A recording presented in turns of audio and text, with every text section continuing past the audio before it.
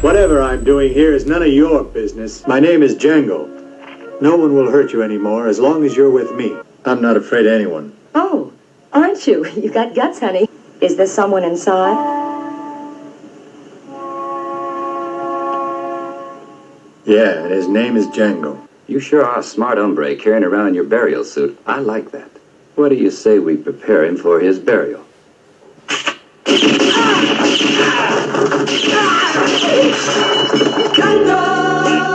Django, have you always been alone? Django! Howdy folks, and welcome once again to the Spaghetti Theater for the Spaghetti Theater Review. This time I'm going back to the world of spaghetti westerns, a film genre which I love dearly, as this channel shows. And this time I'm going to review the original Django movie, starring Franco Nero, the puffier-faced Terence Hill. Anyway, he plays the title character of Django. And yes, he owns this role. Considering all the countless unofficial sequels and remakes after the success of this film, one might call it the king of unofficial sequels. Only this one is the original, and it's definitely the best one of all. In my opinion, of course. It was directed and co-written by the great Italian director Sergio Corbucci, not Leone. The man who would go on to write and direct Super Snooper. Yeah!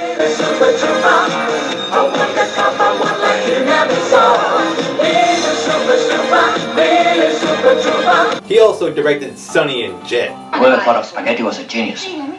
The last spaghetti western I reviewed on this channel. Good movie. It's all about degenerates. Fancy that shit, huh? You really think so? Now the only Django sequel that I personally think is worth a shit is Django, Prepare a Coffin, starring Terence Hill as Django. Who better to play him if you can't get Franco Nero, right? And this movie could be considered more of a prequel than it is a sequel. But fuck that shit for now, because I already did a review on that one. So feel free to give it a gander sometime. Or not. Perhaps you already don't like this guy. Oh well, that's just fine, because I'm sure none of the characters in this movie would either. Except this guy, and maybe some of those bar whores. They want my money. So it's Django, everybody, and he has a theme song, of course. Django! An awesome-ass theme song. So awesome that even Quentin Tarantino used it in his Django movie for the opening theme song, Django Unchained, which also featured a cameo appearance by Franco Nero, the original Django. Who's the star of this one? You get it. Django, the D is silent. I know. Thanks to his friendly participation, that is. Aw, thanks Franco. Unlike the hard no they probably got from Terence Hill, since he doesn't approve of the excessive violence and gore of Tarantino. So here's Django, dragging this coffin across the wet and muddy as hell Old West, somewhere in Texas near the border, where once again, like in all spaghetti westerns, must be sweating balls in that outfit. Isn't Texas supposed to be hot? I've never been there, but isn't it hot there? I would assume. Maybe. Oh well. But I'm sure with dragging what appears to be a heavy-ass coffin across the desert doesn't help much. Just adds to it, really. But who cares when you have that great theme song to drag it to? He then happens upon these Mexicans just beating the shit out of this lady. Not very nice of them, I must say. Violence towards others was just everyday life in the Old West. But fortunately, they're all gunned down by this group of good old boys. All wearing red scarves, which, if westerns have taught me anything, doesn't usually represent goodness and kindness. I see a red sash, I kill a man wearing it! And I was right. They're a bunch of shitheads too. Burning's a lot better than getting beaten to death. Who also seem to think that they own this whore's life. Who is just trying to escape from her whore lifestyle and start anew. Only nope, These red scarves think they own you, lady, and now they plan on burning her to death for even daring to defy them. So yeah, folks, scumbags all around. So Django, being the only halfway decent one, just steps right up all cool as shit like. A woman shouldn't be treated in that way. Sporting an obvious overdub. Whatever I'm doing here is none of your business. Dressed up as a Union soldier, even though the war's been over for a while. We don't take much to folks so far for the north. Get the idea? But he puts a stop to this woman's abuse by immediately gunning them all down.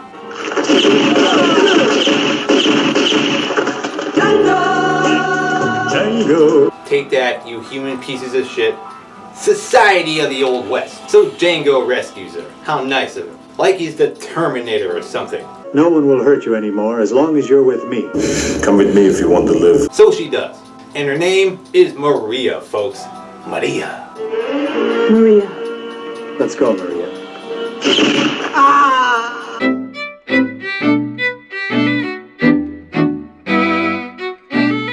Call down the thunder, well now you've got it. So he takes her back to town. Since he has business there anyway, and boom! Here we are on the muddy ass streets of whatever the hell this town is called.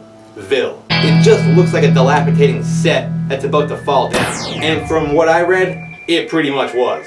Watch out, I think Telly Savalas might be hiding out in one of them barns. So they go into the local saloon, where we get to meet all of these C- grade whores.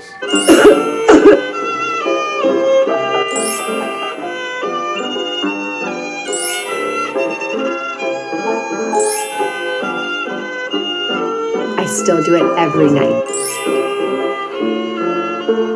And this guy on violin, what a lively place.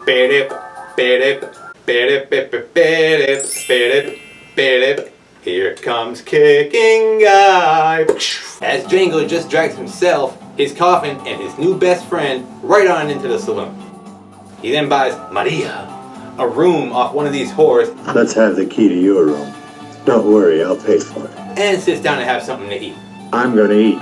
That's where we find out that this town is being controlled primarily by a guy named Major Jackson. But with all those Mexican renegades and the rebels under Major Jackson fighting their own private war, why, this whole town's been ruined. An ex-Confederate soldier and racist psychopath of the Old West, who's the leader of those red scarf guys that Django killed.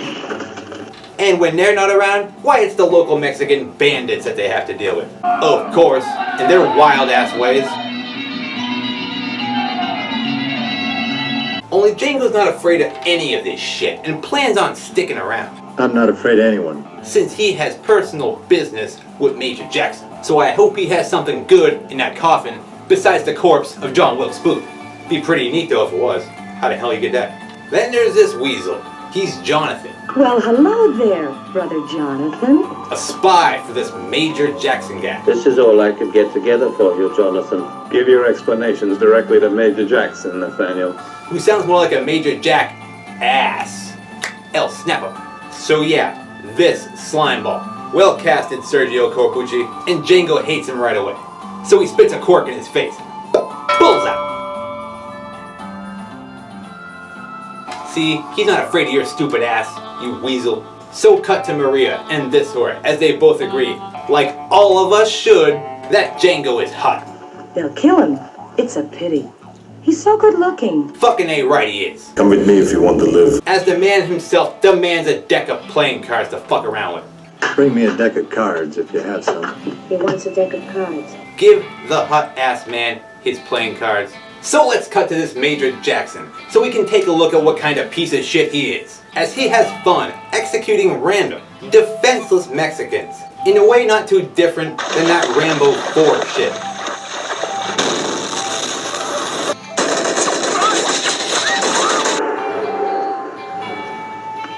This guy just hates anyone who's not a white Confederate. I think he hates anyone who isn't pale-skinned and southern. So grade A racist. You're supposed to hate this guy, clearly. He's our main antagonist, folks, as he executes another Mexican for fun.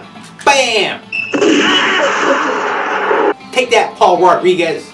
I'm just kidding. I love Paul Rodriguez. Whatever happened to him? I guess he won't make it to the border. Waka waka! I kid. I'm 2% Spanish. Does that count for anything? So yeah, your villain, everybody. Major Jackson, douchebag, and his band of merry, ugly ass men. Yikes. Not a looker among them. I think Major Jackson is the best looking one of the group. So they head into town, so they can start some shit there. Now they'll all head over here, just like they always do.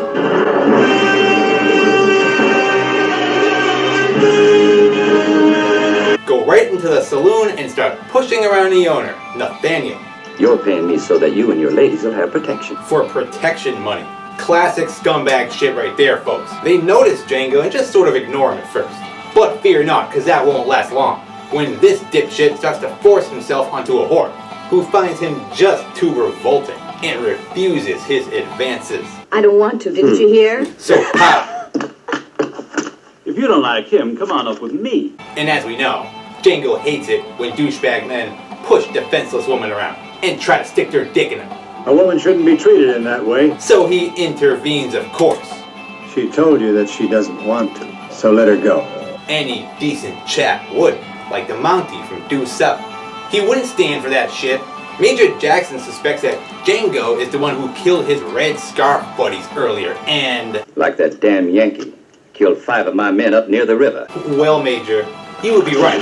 Django most certainly returned those shit stains to the dirty underwear they came from. So now Jackson and his men are all set to gun down Django. You sure are a smart hombre carrying around your burial suit. I like that. We can put you in instead of leaving your body to poison the vultures like we do with the rest of your kind. Are you carrying on a war against the poor vultures too, Major? Why don't you leave them out of it? When he turns the tables on them and guns all of them down instead. Pretty freaking quickly, too. Except for the good Major Jackson, of course. He keeps his ass alive so that he can leave and go get the rest of his merry-ass band of ugly-ass men and bring them all back here. How many men you got left? 48. For your own protection, I want to see all of them here next time. Go on and round them up. I'll be waiting. So he can do the same shit again, I bet, and wipe them all out. Only Major Jackson is an overconfident douchebag, so he does just that. I'll round him up, rest assured. Leaves to go fetch the rest of his men so he can try this shit again. I'm glad I made you feel like a real woman. Very glad. I mean that. So cut to later, as Django drags his coffin outside the saloon and onto the street, right next to this huge-ass log, where he waits as the saloon owner, this guy, Nathaniel, is quite disturbed by this guy, Django. I can't understand why you let Major Jackson get away. Why didn't you just kill the Major when you had the chance? Well, duh, Nathaniel, he's not totally nuts. That's exactly the reason why I've got to do just what I'm doing. Django has a plan, and wants to get not just the Major, but all of his loyal good old boys, too. So worry not, Nick. All Django needs is that coffin. Wink, wink. I got all the help I need. So, Major Jackson and all of his men arrive and start riding towards the saloon as Django gets ready. They get closer and closer, all wearing these red hoods, reminiscent to that of the KKK. One might think they are a band of racists who are burning a cross and think that everybody should look like this guy, I guess. So wait for it, hold, and he opens up the coffin and pulls out a Gatling gun, all ready to go, and just unloads it on all of them.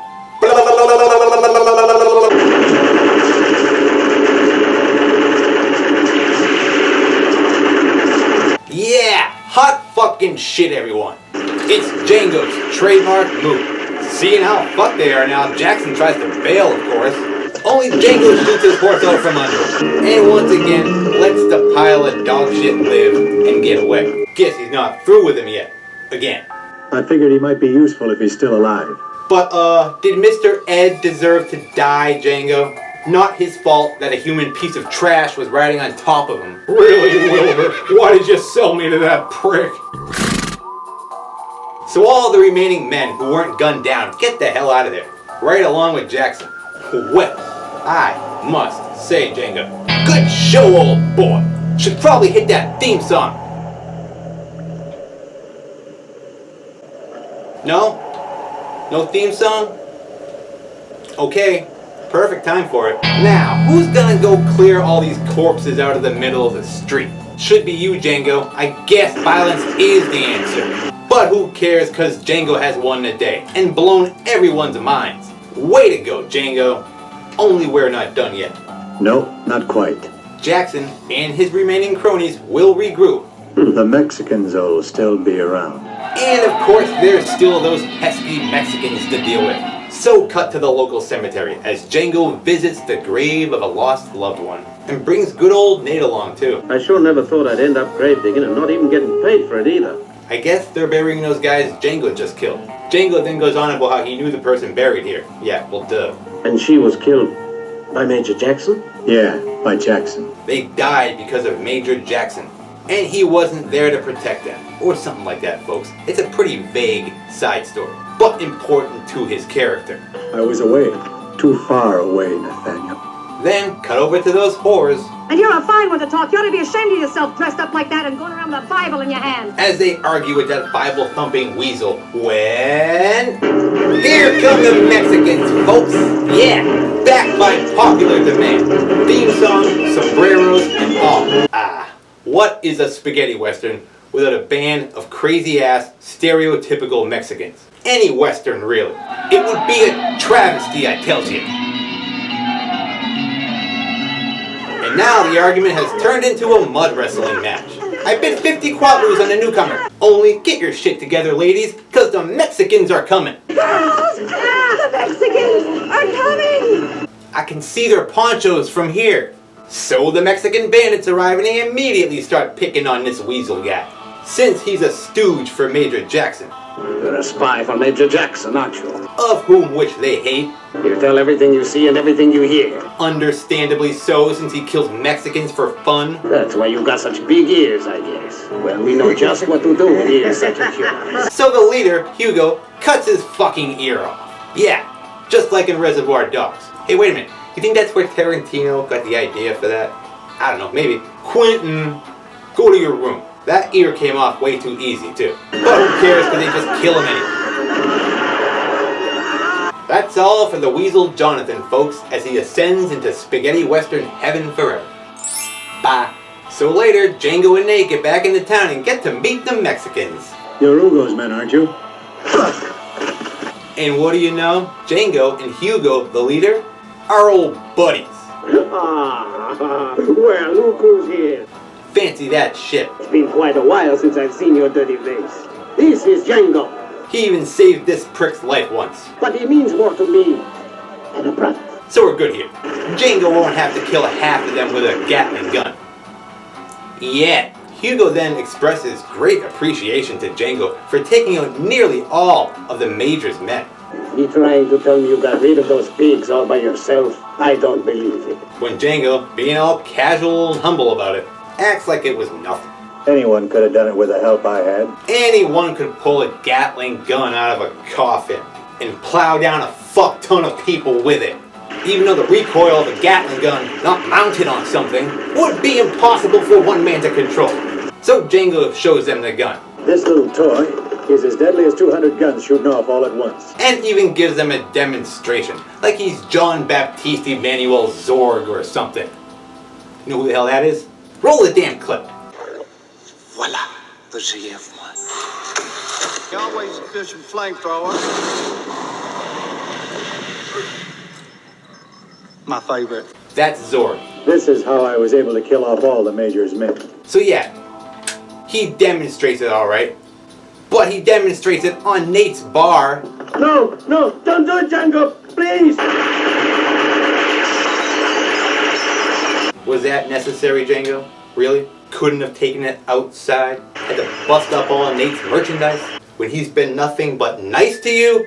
Anyway, the Mexicans are very impressed, and I guess that's all that matters. That's the kind of help I need, all right. So Django suggests that they take this one. Yeah, buy 9 more, and return to Mexico, kings. You'd return to Mexico pronto with 10 of these, wouldn't you, Hugo? Who no one will fuck with, because you have 10 Gatling guns, since they were run out of Mexico by their enemies. We've got enemies in Mexico. Thus, their unwanted presence here in the first place. So Django sees this as a way to free this town of the Mexicans, the way he freed it of Major Jackson and his men. For now, there's only one problem with this plan now. In order to buy 9 more guns, you need money. And the Mexicans are all broke. What do you think we could buy them with, As usual, some things never change. Snap! I kid, I love Mexicans. Especially Selma Hayek. 2% Spanish, everyone. So once again, Django has foreseen this dilemma too, and has a plan for that shit as well. There's plenty of money around if you can put your paws on it, Hugo. You see, across the border, in this nearby fort in Mexico, where Major Jackson gets all his gold to fund his evil empire, they also receive weekly visits from Nate and his whore wagon. So everyone can get a piece, aka get laid, yeah! Nathaniel's girls are here, man. Only this time the wagon isn't filled with whores, it's filled with Django, the Mexicans, and that Gatling gun. And they all come busting out guns a-blazing, killing everyone in sight. Woohoo! And it would also appear that Django has found himself a new outfit, just for the great fort robbery, that he loves so much he wears it for the rest of the movie, folks. Steal all the gold and cash, and successfully get away. All while fucking over and also present at the fort, Major Jackson, who's not too happy. So he gets a posse of Mexican soldiers together and goes after them. Because Major Jackson is friends with the Mexicans when he's in Mexico, unlike the senseless killings he's responsible for back on his death ranch. And we get a wild chase across the desert.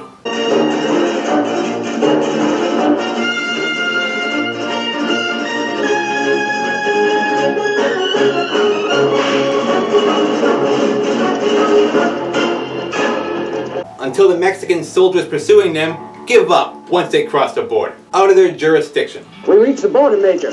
We can't go beyond it. So tough shit, Major Jackson. However, crossing the border from Mexico to the US was a hell of a lot easier back then. Anyway, it's game over for Major Jackson. Django and the Mexican bandits won this one. So eat shit, Major Jackson. So that night, they all make it back to that town with the hookers. Yeah! Hey, you all hear that? That's Django. Of course it is. You can hear his theme song coming from a mile away. The Mexicans plan to return to Mexico once they buy their 9 more Gatling guns, and Hugo wants Django to join them and go back to Mexico with them, since he's such a handy guy to have around. Could really use a man like you. I'll make you a high-ranking officer in my army. Only Django prefers to take his cut of the gold and just move on. Divide the gold as we agreed, and I'll be on my way. However, Hugo is very insistent that he stay, even though he's clearly not interested, but doesn't really have a choice now, does he? Django doesn't trust me now. So, with tensions rising now, Hugo dumps all the gold nuggets on the floor of this room to show Django that the gold is safe. A room with only one way in. Only one door, and it's very well guarded. So it will be difficult to steal them, now that it's all dumped out on the floor. You can take a big handful of it and run out the door. So cut to later that night, when we get this long, violent bar fight between Django and this angry Mexican who tried to kill Hugo. Come on, I'll console you. Let me go! You better shut up and calm down, understand? Even attacks him with his gun belt. But in the end, Django comes out the victor, of course, after he accidentally falls into a pickaxe. Ouch. Ouchie, wah wah! 2%. And to reward Django for this, Hugo offers him Maria. You can't take our eyes off you. Take her, she's a present. Only he declines. He prefers this Indian chick instead. I'd rather have this one. So he takes her upstairs for some loving. And boy, this pisses Maria off. Man, she's pissed. Look at that face. Why, that son of a bitch choosing Pocahontas' hot ass over me? Why, I never. So, once upstairs, Django orders her to start stripping by the window, slowly. You know, now that I think about it, she could be Mexican. Who cares? Doesn't really matter. She could be a Klingon. She's hot. As Django takes his coffin upstairs, and, all stealth-like, sneaks out the window with it, while using that stripping Indian girl as a distraction. She's pretty. I say she is. Yeah. She got boobies too. Fucking dumbasses. Django even makes a coffin bridge over to the next building. Nice. Then enters the room storing the gold via the chimney. Coffin up. Once inside, he fills the coffin with the gold nuggets and sets up the Gatling gun to kill whoever comes through that one and only entrance. Right after he uses the dynamite to blow a hole in the wall and escape out the back with his coffin of gold, as the Gatling gun fires non-stop, killing anyone stupid enough to try to get into that room. at least until it runs out of ammo. Django then loads the gold onto a wagon when, uh-oh, he's been caught. But it's just Maria, and all she wants is to go with him. You'll have to bring me along too, Django. So you're good. He agrees and the two take off, but not before killing 2 more Mexican bandits. Blam, blam! Hit the theme song. No? Again, seriously? Perfect time. He just did a thing by himself. Perfect time. He should get the theme song just for that coffin bridge alone. Right, folks? Django! But no theme song. We're saving it for the end, I guess. And of course, Hugo is ripshit and vows revenge. Maybe I shouldn't have trusted the American, but we'll get that gringo. So cut to the next day as Django and Maria argue because she wants to go with Django and start a new life together. What really matters is that we could have a new life. I love you, Django. Something he's not for, since he fears the same thing will happen to her that happened to the lady buried in that grave. The one he couldn't save all those years ago from Major Jackass. You'll probably get killed too. He don't need any more of that shit. Then a shot rings out across the lands. Pew! It spooks the horse and causes the coffin of gold to fall off the wagon and slide down a hill and into this quicksand. Uh-oh! Which Django foolishly tries to save, causing Maria to have to save his dumbass when bang! Another shot rings out across the land. Maria's been shot now. Great! Shot by the Mexican bandits, who kindly pulled Django out of the quicksand. And now demand to know where the gold is. Where is the gold? Oops. Sorry, guys. You know, karma is a funny thing. Yeah, it's gone, Hugo. So instead of killing Django, since they were old friends once, who Django saved like twice now. That's the second time you saved my life, and I won't forget it. He doesn't actually kill Django. He just has this guy smash the shit out of his hands instead. And boy, it's bloody, gruesome, and painful looking. He even has his men ride their horses over them, just to make sure they're all broken. So no more Gatling gunning for you, Django. Not for a long while, at least. So the Mexicans all bail, and leave Django for Major Jackson to have fun with. So cut to Major Jackson, and let's check on him. Since he's now set up an ambush with the Mexicans he does get along with, to kill the Mexicans he doesn't like. Hugo and the gang. And that's just what they do. They kill every one of them. From Hand Crusher Guy to Hugo himself. And it takes a fuck ton of bullets to take his crazy ass down. Damn, Hugo. Were you on crack this whole time? There. He's dead. Maybe. So cut back to town as Django stumbles into Nate's place. With Maria's shot and dying ass in his arms, he begs Nate to help save her. Which he does, of course. He's a decent human being. Go, Sergio. I promise you. And Nate begs Django to get the hell out of here before Major Jackson finds him. Only he's like, nope. Jackson has got to die. Then we can start a new life together. Django feels that the Major has to die, and it's his crushed ass hands that are gonna do it. Because if he doesn't die, then this shit will never end. So he has Nate hide Maria and tell the Major that Django's at the cemetery waiting for him. Which he does. Django will be waiting for you out at the cemetery, Major. His hands are completely broken. And to thank Nate, the Major kills him in cold blood. Pow. Now I really hate this guy. Nate was the shit, man. He was the closest thing to a decent human being in this universe. And you killed him, you fucking pile of human garbage. Oh, you're dead. So cut to the cemetery, where we find Django waiting with his crippled hands, fumbling around with his gun, and trying to prop it up on the grave of his lost love, whose name we now know, Mercedes Zorro.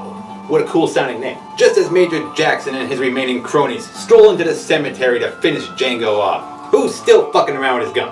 Shit, there, and stay, there, stay, gun, stay, good gun. So the Major and his 5 cronies toy with Django a bit. How come you haven't got your burial suit with you? We'll have to leave you to the vultures. I can't hear you. Where Django replies with a one-liner before the kill. Can you hear this? And manages to gun them all down like a real pro. Real quick like. Well, shit. I am impressed. You did it, Django. They're all dead now. Even poor fucking Nate. Fucking shit. Is that even possible? How the fuck did you do that? I don't know. It's like Trinity shit. That was impressive. You got skill, kid. I'll give you that. Django has prevailed, so hit the damn theme song. There the fuck it is. Django, you must face another day. As Django stumbles out of the cemetery, and hopefully off to check on Maria's situation, leaving his bloody gun behind on Mercedes' grave. Yes! The end, folks! That was the original Django movie. Which leads me into my final thoughts on this excellent spaghetti western. Franco Nero, yes, will always be the best Django. He was the original, the one and only, and was only 25 years old when he did this. Yeah, I'm old enough to be Django's father in this. Franco Nero would reprise the role one more time in the rather forgettable sequel, Django Strikes Again. It came out in 1987, so he was a bit older. As for Franco Nero himself, as of this video, he's still alive and well as far as I know. Besides Italian films, he's done a ton of other movies. He was in Die Hard 2, Die Harder. More recently, he was in John Wick, Chapter 2. And I guess he did a voice in Cars 2, but I've never seen it. I've never seen John Wick 2, actually. But he will always be remembered mostly for playing Space Jesus in The Visitor.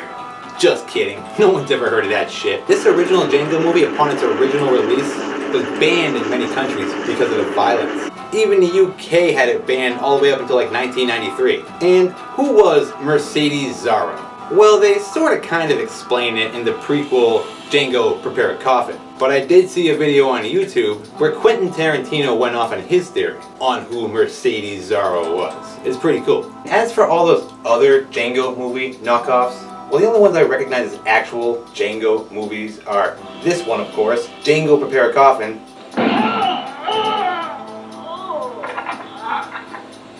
even Django Strikes Back, and of course, Django Unchained.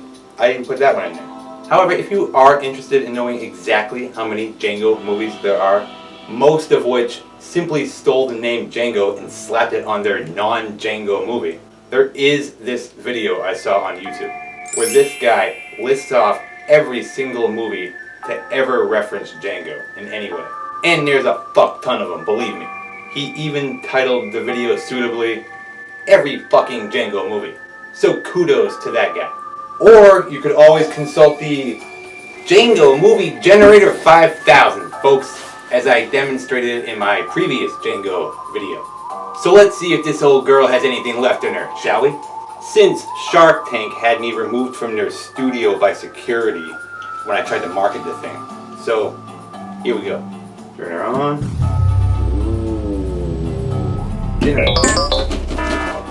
Oh shit, stop shaking. Oh, he's farting something out. Django, ... in space, exclamation point. Oh boy, I think it's finally over for the Django franchise, folks. Django in space. How the hell does that happen? I'm still gonna watch it though. Fuck yeah. And with that, I'll end my look at Sergio Corbucci's crowning achievement, Super Snooper. I mean Django, the one that started it all. Pow! As usual, a big thanks to all my subscribers, leavers of comments, and those who just watched the video and moved on. Until next time, folks, I'll see you at the theater. Django, you must face another day. Django, now you're over.